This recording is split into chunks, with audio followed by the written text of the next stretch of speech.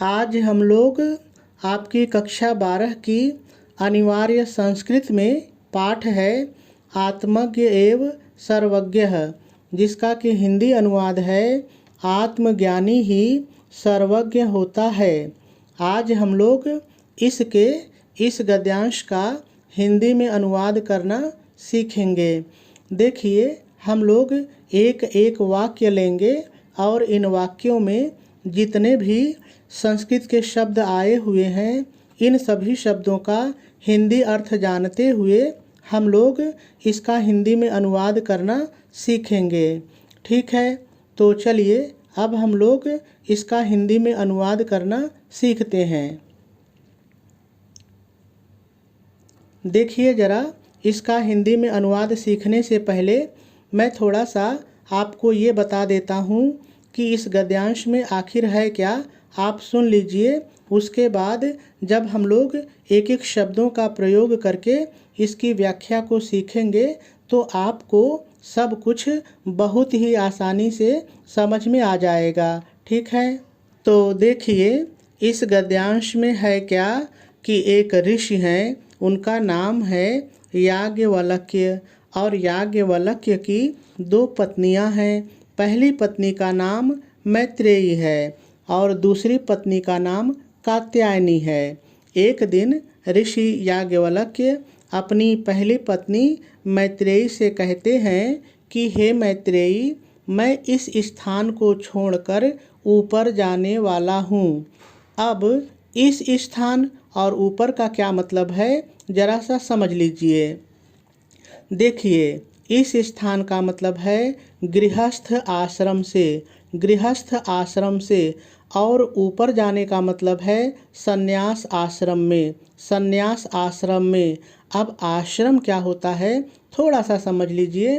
देखिए, जो हमारे प्राचीन विद्वान हैं उन्होंने मनुष्यों की औसत आयु 100 वर्ष बताई है, यानी कि एक मनुष्य कम से कम 100 वर्ष तो जीता ही है। इस तरह से उन्होंने मनुष्यों की आयु को 25-25 साल करके 4 भागों में, 4 आश्रमों में विभाजित किया है। जो पहला 25 वर्ष होता है उसको ब्रह्मचर्य आश्रम कहते हैं, और ब्रह्मचर्य आश्रम में जो बच्चा है वो गुरुकुल में जाकर के अपने गुरु के पास जाकर के शिक्षा ग्रहण करता है, और जैसे ही उसका 25 वर्ष पूरा होता है वो अगले दूसरे आश्रम यानी गृहस्थ आश्रम में पहुंच जाता है, और उसी आश्रम की यहाँ पर चर्चा हो रही है। अब वो 25 वर्षों तक गृहस्थ आश्रम में विवाह करता है, संतान पैदा करता है और जो भौतिक जीवन है उसको जीता है, और जैसे ही उसका 50 साल पूरा होता है वो तीसरे आश्रम में पहुंच जाता है, और तीसरे आश्रम का नाम है वानप्रस्थ आश्रम। अब वानप्रस्थ आश्रम में वो जो बच्चा है जो अब 50 साल पूरा कर चुका है वो धीरे धीरे संसार की मोह माया को छोड़ने लगता है, संसार से विरक्त होने लगता है, और जैसे ही उसका 75 साल पूरा होता है, तीसरा आश्रम पूरा होता है, वो चौथे यानी कि अंतिम आश्रम में पहुंच जाता है, जिसकी कि यहाँ पर चर्चा है। अब संन्यास आश्रम में वो बच्चा जो 75 साल का अब हो चुका है वो जंगल में चला जाता है और पूरी तरह से ईश्वर की भक्ति में, ईश्वर की तपस्या में अपना जीवन अर्पित कर देता है। ठीक है, तो यहाँ पर आश्रम का यही मतलब है। तो अब मेरी बात को फिर से सुनिए। तो याज्ञवल्क्य ने अपनी पत्नी मैत्रेयी से कहा कि हे मैत्रेयी, मैं इस स्थान को छोड़ करके ऊपर जाने वाला हूँ, तो तुम्हारे और कात्यायनी के बीच में संपत्ति को लेकर के कोई झगड़ा ना हो, तो मैं चाहता हूँ कि इस संपत्ति को 2 हिस्सों में बांट दूँ, तुम में और कात्यायनी में बांट दूँ। तो जब ऋषि याज्ञवल्क्य ने मैत्रेयी से कहा कि मैं इस संपत्ति का बंटवारा कर दूँ तुम्हारे और कात्यायनी के बीच में, तो मैत्रेयी ने कहा कि ये बताइए, यदि सारी पृथ्वी धन से भर जाए, धन से परिपूर्ण हो जाए और वह पृथ्वी मुझे मिल जाए तो क्या मैं अमर हो सकती हूँ? तो ऋषि याज्ञवल्क्य ने कहा नहीं, धन से कोई भी अमर नहीं हो सकता है, लेकिन हाँ, तुम्हारा जीवन जो धनी लोग हैं, जो साधन संपन्न लोग हैं, उन्हीं की तरह सुखी हो जाएगा, तुम भी आराम से जी सकती हो। तब मैत्रेयी ने कहा कि जिन चीज़ों से मैं अमर नहीं हो सकती हूँ, मैं उन चीज़ों को लेकर के क्या करूँगी। तो आप ऐसा करिए कि मुझे वो चीज़ बताइए जिससे मैं अमर हो जाऊँ, यानी मुझे अमर तत्व के बारे में बताइए। तो जब मैत्रेयी से ये बात सुनते हैं याज्ञवल्क्य तो बड़े प्रसन्न हो जाते हैं और कहते हैं कि तुम मेरी प्रिय पत्नी हो और बहुत ही मीठा बोल रही हो, आओ मेरे पास बैठो और मैं तुम्हें अमर तत्व के बारे में बताता हूँ, अमर तत्व की व्याख्या करता हूँ। देखिए यही इसका अनुवाद है, लेकिन शब्द क्या कहते हैं चलिए अब हम लोग देखते हैं। तो देखिए याज्ञवल्क्यो, याज्ञवल्क्यो माने याज्ञवल्क्य ने मैत्रेयीम उवाच। देखिए इसमें दो शब्द है, पहला है मैत्रेयीम, मैत्रेयीम माने मैत्रेयी से और दूसरा शब्द है उवाच, उवाच माने कहा या बोले, कहा या बोले दोनों होता है, कोई भी एक ले करके आप अनुवाद कर सकते हैं। मैत्रेयी और बगल में संबोधन का चिन्ह तो हो जाएगा हे मैत्रेयी, हे मैत्रेयी। उदयाशयन, देखिए वैसे तो उदयाशयन का मतलब है ऊपर जाने वाला, ऊपर जाने वाला, लेकिन हम लोग लिखेंगे कैसे ज़रा देखिए। हम लोग लिखेंगे ऊपर और बगल में कोष्ठक बनाएंगे और लिखेंगे संन्यास आश्रम में, कोष्ठक बंद करेंगे और फिर लिखेंगे जाने वाला। तो इस तरह से हो जाएगा ऊपर संन्यास आश्रम में जाने वाला। अहम माने मैं, अहम माने मैं। अस्मात्, अस्मात् माने इस, अस्मात् माने इस। स्थानादस्मि, देखिए इसमें दो शब्द है, पहला शब्द है स्थानात, स्थानात माने स्थान से, स्थान से। अब यहाँ ध्यान से देखिए, जब अस्मात् स्थानात दोनों को साथ लेंगे तो हो जाएगा इस स्थान से, लेकिन हम लोग लिखेंगे कैसे, देखिए हम लोग लिखेंगे इस स्थान, कोष्ठक में लिखेंगे गृहस्थ आश्रम और फिर कोष्ठक बंद करके लिखेंगे से। तो इस तरह से हो जाएगा इस स्थान गृहस्थ आश्रम से, ठीक है। और दूसरा शब्द देखिए बचा हुआ है अस्मि, अस्मि माने हूँ, अस्मि माने हूँ। तो पूर्ण विराम आ गया है, तो चलिए इतने का अनुवाद कर लेते हैं।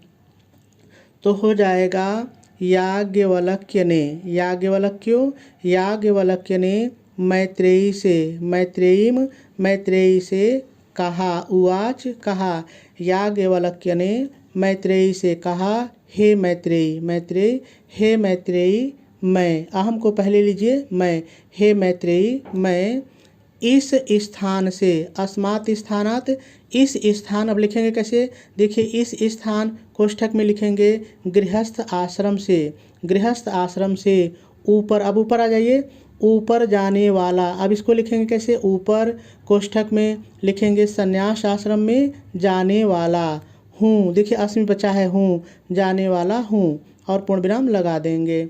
चलिए एक बार फिर से इतने की व्याख्या लिखते हैं, सीखते हैं। तो देखिए हो जाएगा याज्ञवल्क्य ने मैत्रेयी से कहा, हे मैत्रेयी मैं इस स्थान गृहस्थ आश्रम से ऊपर संन्यास आश्रम में जाने वाला हूँ और पूर्ण विराम लगा देंगे। चलिए आगे देखते हैं। आगे है ततः स्ते अनया, देखिए इसमें तीन शब्द है, पहला शब्द है ततः, ततः माने इसलिए या अतः दोनों होता है, आप दोनों में से कोई एक बोल भी सकते हैं, ठीक है, इसलिए। देखिए दूसरा शब्द है स्ते, स्ते मतलब ते, ते माने तुम्हारा, ते माने तुम्हारा। और देखिए तीसरा शब्द है अनया, देखिए वैसे तो अनया का मतलब होता है दूसरी, अन्य, लेकिन हम लोग इसको कहेंगे दूसरी पत्नी, पत्नी इसमें छिपा हुआ है, ठीक है, तो अनया मतलब दूसरी पत्नी। कात्यायन्याः, देखिए कात्यायन्याः मतलब कात्यायनी से, कात्यायन्याः मतलब कात्यायनी से। विक्षेदम, देखिए वैसे तो विक्षेदम का मतलब होता है बंटवारा, लेकिन किसका बंटवारा, तो संपत्ति इसमें छिपा हुआ है तो हम लोग कहेंगे संपत्ति का बंटवारा। करवाणी मतलब कर दूं, करवाणी माने कर दूं, इति माने ऐसा, इति माने ऐसा। तो देखिए पूर्ण विराम आ गया है, तो चलिए इतने का अनुवाद फिर लिख लेते हैं। तो देखिए हो जाएगा इसलिए, ततः इसलिए, तुम्हारा, स्ते तुम्हारा, इसलिए तुम्हारा दूसरी पत्नी, अनया मैंने कहा था पत्नी जोड़ लीजिएगा, दूसरी पत्नी कात्यायनी से, कात्यायन्या कात्यायनी से, दूसरी पत्नी कात्यायनी से संपत्ति का बंटवारा, विच्छेदम मैंने कहा था संपत्ति जोड़ लीजिएगा, संपत्ति का बंटवारा कर दूं, करवाण कर दूं, पूर्ण विराम है तो पूर्ण विराम लगा देंगे। चलिए इतने का अनुवाद एक बार फिर से सीखते हैं। तो हो जाएगा इसलिए तुम्हारा दूसरी पत्नी कात्यायनी से संपत्ति का बंटवारा कर दूं और पूर्ण विराम लगा देंगे। चलिए आगे देखते हैं। आगे है मैत्रेयी, तो हम लोग कहेंगे मैत्रेयी ने उवाच माने कहा या बोली, कोई एक बोल लीजिए, उवाच कहा, ठीक है। यदीयम, देखिए यदीयम में दो शब्द है, पहला यदि सरल है कोई दिक्कत नहीं है, और दूसरा है इयम माने यह, तो हो जाएगा यदि यह। सर्वा मतलब संपूर्ण, सर्वा माने संपूर्ण। पृथ्वी सरल है कोई दिक्कत नहीं है। वित्तेन माने धन से, पूर्णा मतलब परिपूर्ण यानी भर जाए, परिपूर्ण। स्यात् मतलब हो जाए, स्यात् माने हो जाए। तत् माने तो, किम माने क्या, तो क्या। देखिए तेना अहम अमृता, इसमें तीन शब्द है, ध्यान से देखिए। पहला शब्द है तेन, तेन माने उससे, और दूसरा शब्द है अहम माने मैं, और तीसरा शब्द है अमृता मतलब अमर, ठीक है। आगे देखिए श्यामिति माने हो जाऊंगी, पूर्ण विराम है। तो चलिए इतने का अनुवाद सीखते हैं। तो देखिए हो जाएगा मैत्रेयी ने कहा, उवाच कहा, मैत्रेयी ने कहा, यदि यह संपूर्ण, सर्वा संपूर्ण, यदि यह संपूर्ण पृथ्वी धन से, वित्तेन धन से, परिपूर्ण, धन से परिपूर्ण हो जाए, स्यात् हो जाए, तो क्या, तत्किम तो क्या, मैं, अब हम बीच वाले को पहले लीजिए, मैं, तो क्या मैं, मैं, तो क्या मैं उससे, तेन उससे, तो क्या मैं उससे, अमृता अमर, तो क्या मैं उससे अमर हो जाऊंगी, श्यामति हो जाऊंगी, और पूर्ण विराम लगा देंगे। चलिए इतने का अनुवाद एक बार फिर से सीखते हैं। तो देखिए हो जाएगा मैत्रेयी ने कहा, यदि यह संपूर्ण पृथ्वी धन से परिपूर्ण हो जाए तो क्या मैं उससे अमर हो जाऊंगी, और पूर्ण विराम लगा देंगे। चलिए आगे देखिए। याज्ञवल्क्य नाम है, कोई दिक्कत नहीं है। उचाव मतलब बोले या कहा, चाहे जो कह लीजिए, बोले। नेति नहीं, या ऐसा नहीं, चाहे जो बोल लीजिए, ठीक है। पूर्ण विराम है। तो चलिए इतने का अनुवाद सीखते हैं। तो देखिए हो जाएगा याज्ञवल्क्य ने कहा, उचाव कहा, याज्ञवल्क्य ने कहा नहीं, नेति नहीं, याज्ञवल्क्य ने कहा नहीं, और पूर्ण विराम लगा देंगे। चलिए आगे देखिए। यथोपकरणम वताम, देखिए इसमें दो शब्द है, अलग अलग देख लीजिए। पहला शब्द है यथा मतलब जिस प्रकार से, यथा माने जिस प्रकार से, और दूसरा शब्द है उपकरणम वताम। देखिए उपकरणम वताम का मतलब है साधन संपन्न लोगों का, यानी मतलब धनी लोगों का, ठीक है। जीवनम मतलब जीवनम माने जीवन। तथैव मतलब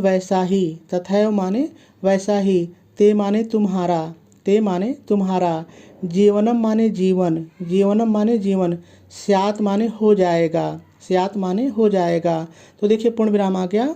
तो चलिए इतने का अनुवाद कर लेते हैं।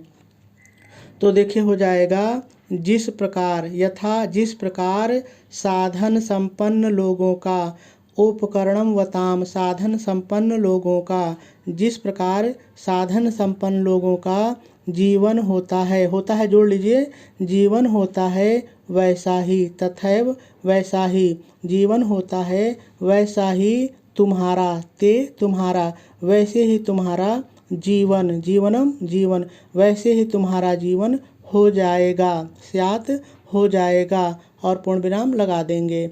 चलिए इतने का अनुवाद एक बार फिर से सीखते हैं। तो हो जाएगा जिस प्रकार साधन संपन्न लोगों का जीवन होता है वैसा ही तुम्हारा जीवन हो जाएगा, और पूर्ण विराम लगा देंगे। चलिए आगे देखिए।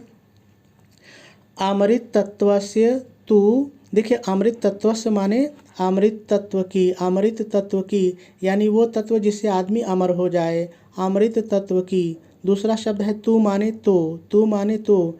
ना आशास्ति, देखिए इसमें 3 शब्द है। पहला है न, न माने नहीं, न माने नहीं। और दूसरा शब्द है आशा, आशा तो सरल है, कोई दिक्कत नहीं है। और तीसरा शब्द है अस्ति, अस्ति माने है, अस्ति माने है। ठीक है। वित्तेन माने वित्त से, वित्तेन माने वित्त से, धन से, वित्त से, धन से। ठीक है। इति माने ऐसा, इति माने ऐसा। तो अनुवाद हो जाएगा, देखिए यहाँ से चलेंगे। धन से तो वित्तेन, धन से तो, तू माने तो, धन से तो अमृत तत्व की, अमृत तत्व से, अमृत तत्व की, धन से तो अमृत तत्व की आशा। बीच वाला लीजिए पहले, आशा न माने नहीं, आशा नहीं है, अस्ति है, आशा नहीं है। इत के बिना हमारा वाक्य बन गया, तो इत की कोई ज़रूरत नहीं है। ठीक है। चलिए इतने को एक बार फिर से देखते हैं। तो देखिए हो जाएगा, धन से तो अमृत तत्व की आशा नहीं है, और पूर्ण विराम लगा देंगे। चलिए आगे देखते हैं। सा माने वह, सा माने वह। मैत्रेयी सरल है, कोई दिक्कत नहीं है। उवाच, उवाच माने बोली, उवाच माने बोली। एना हम, देखिए इसमें 2 शब्द है। पहला शब्द है एन, एन माने जिससे, एन माने जिससे।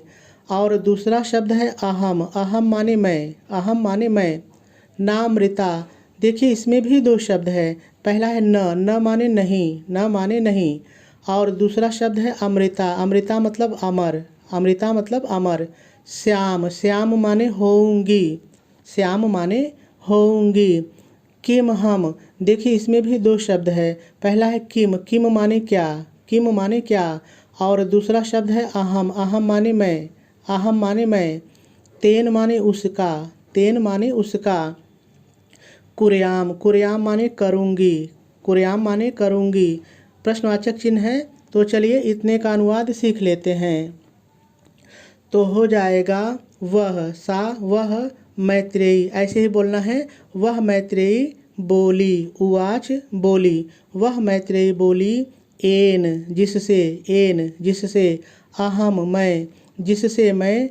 अमर, अमृता अमर। न नहीं, जिससे मैं अमर नहीं होऊंगी, श्याम होऊंगी। जिससे मैं अमर नहीं होऊंगी, उसका, तेन को पहले लीजिए, उसका मैं, अहम मैं, उसका मैं क्या, किम क्या, उसका मैं क्या करूंगी, कुर्याम करूंगी। और प्रश्नवाचक चिन्ह लगा देंगे। चलिए एक बार फिर से इतनी व्याख्या, इतना अनुवाद सीखते हैं। तो देखिए हो जाएगा, वह मैत्रेयी बोली जिससे मैं अमर नहीं होऊंगी, उसका मैं क्या करूंगी। और प्रश्नवाचक चिन्ह लगा देंगे। चलिए आगे देखिए। यदेव, देखिए यदेव मतलब यत एव, यानी कि इसलिए, इसलिए। भगवान, देखिए भगवान को ऐसे ही बोलना है, लेकिन हम लोग इसके साथ आप जोड़ देंगे, तो हो जाएगा भगवान आप, भगवान आप। केवल अमृत तत्व साधनम, देखिए इसमें 2 शब्द है। पहला है केवल, ठीक है, तो सरल है, कोई दिक्कत नहीं है। और दूसरा है अमृत तत्व साधनम, मतलब अमृत तत्व के साधन को, अमृत तत्व के साधन को। जानाति मतलब जानते हैं, जानाति मतलब जानते हैं। तदेव माने वही, तदेव माने वही। मैं माने मुझे, मैं माने मुझे। ब्रूहि, ब्रूहि माने बताएं, ब्रूहि माने बताएं। पूर्ण विराम है। तो चलिए इतने का अनुवाद सीखते हैं। तो देखिए हो जाएगा, इसलिए, यतेव इसलिए। भगवान आप, मैंने कहा था आप जोड़ लीजिएगा। इसलिए भगवान आप, जो अपने से जोड़िए, जो अमृत तत्व के साधन को, जो अमृत तत्व साधनम, जो अमृत तत्व के साधन को जानते हैं, जानाति जानते हैं। केवल, केवल ऐसे बोलना है, केवल जो अमृत तत्व के साधन को जानते हैं, केवल वही, तदेव वही, केवल वही मुझे, में मुझे, केवल वही मुझे बताएं, ब्रूहि बताएं। और पूर्ण विराम लगा देंगे। चलिए एक बार फिर से इतने का अनुवाद सीखते हैं। तो देखिए हो जाएगा, इसलिए भगवान आप जो अमृत तत्व के साधन को जानते हैं, केवल वही मुझे बताएं, और पूर्ण विराम लगा देंगे। चलिए आगे देखिए। याज्ञवल्क्य ने उवाच कहा, याज्ञवल्क्य ने कहा, ठीक है। प्रिया मतलब प्रिय, न माने हमारी। देखिए न माने हमारी होता तो है, लेकिन हम लोग थोड़ा सा कहेंगे तुम हमारी, ठीक है, तुम हमारी। सती माने पत्नी, सती माने पत्नी। त्वम माने तुम, त्वम माने तुम। प्रियम माने प्रिय। भाष्य से मतलब बोल रही हो, भाष्य से माने बोल रही हो। पूर्ण विराम आ गया। तो चलिए इतने का अनुवाद सीखते हैं।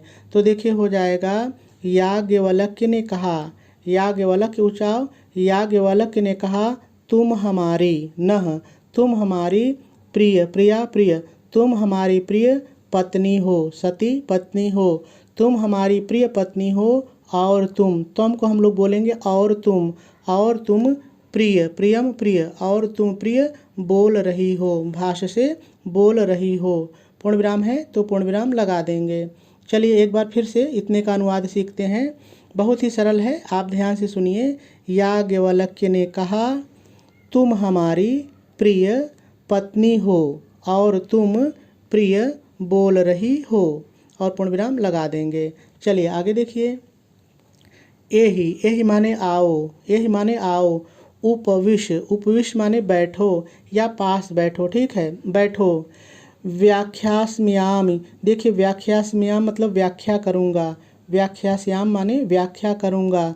ते माने तुमसे, ते माने तुमसे। अमृत तत्व साधनम, देखिए अमृत तत्व साधनम मतलब अमृत तत्व के साधन की, अमृत तत्व के साधन की। तो चलिए इतने का अनुवाद सीखते हैं। तो देखिए हो जाएगा, आओ, एहि आओ। उपविश बैठो, आओ बैठो। ते माने तुमसे, लेकिन पहले हम लोग कहेंगे मैं, ठीक है, मैं तुमसे। तो मैं तुमसे, आओ बैठो, मैं तुमसे अमृत तत्व के साधन की, अमृत तत्व साधनम, अमृत तत्व के साधन की व्याख्या करूँगा। इसको लास्ट में ले जाइए, व्याख्यास्यामि, व्याख्या करूँगा, अमृत तत्व के साधन की व्याख्या करूँगा। चलिए एक बार फिर से देखिए। तो देखिए हो जाएगा, आओ बैठो, मैं तुमसे अमृत तत्व के साधन की व्याख्या करूँगा, और पूर्ण विराम लगा देंगे। ठीक है, आपका अनुवाद पूरा हो गया। आप लिखेंगे कैसे, चलिए देखते हैं। तो देखिए सबसे पहले आप प्रश्नोत्तर नंबर डालेंगे और जो गद्यांश हल करेंगे दो में से एक, उसका संकेत लिखेंगे। संकेत में हम लोग गद्यांश के शुरू का और जहाँ पर समाप्त होता है अंत का थोड़ा सा लिख लेते हैं। देखिए आपको दो चीज़ें लिखनी होती हैं, पहला संदर्भ और दूसरा अनुवाद। तो आप संदर्भ कैसे लिखेंगे, देखिए आप हेडिंग डालेंगे संदर्भ और डैश डाल करके लिखेंगे, प्रस्तुत संस्कृत गद्यांश हमारी पाठ्य पुस्तक हिंदी के संस्कृत दिग्दर्शिका खंड में संकलित आत्मज्ञ एवं सर्वज्ञ। शीर्षक या शीर्षक लिखिए या पाठ, दोनों मत लिखिए। अगर दोनों लिखना है तो मेरी तरह लिखिए, ठीक है। शीर्षक पाठ से उद्धृत है, पूर्ण विराम लगा देंगे और संदर्भ पूरा हो जाएगा। एक चीज़ पूरी हो गई। चलिए अब अनुवाद कैसे लिखेंगे, देखिए मैंने जैसे आपको बताया है वैसे ही लिखा है, आप पढ़ लीजिए।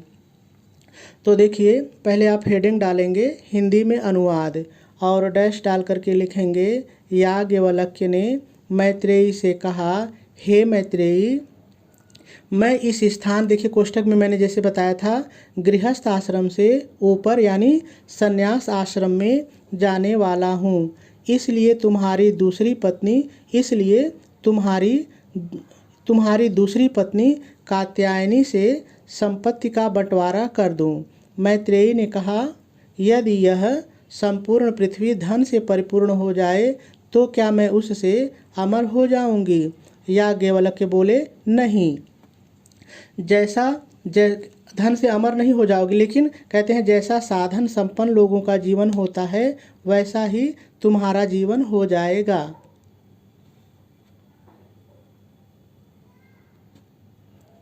तुम्हारा जीवन हो जाएगा। धन से तो अमर तत्व की आशा नहीं है। वह मैत्रेयी बोले, जिससे मैं अमर नहीं हो सकूंगी, मैं उसका क्या करूंगी। इसलिए भगवान, आप जो अमृत तत्व का साधन जानते हैं, केवल वही मुझे बताएं। याज्ञवल्क्य ने कहा, तुम हमारी प्रिय पत्नी हो और प्रिय बोल रही हो। आओ बैठो, मैं तुमसे अमृत तत्व के साधन की चर्चा या व्याख्या भी लिख सकते हैं, व्याख्या करूँगा। पूर्ण विराम लगा देंगे और आपका अनुवाद पूरा हो जाएगा।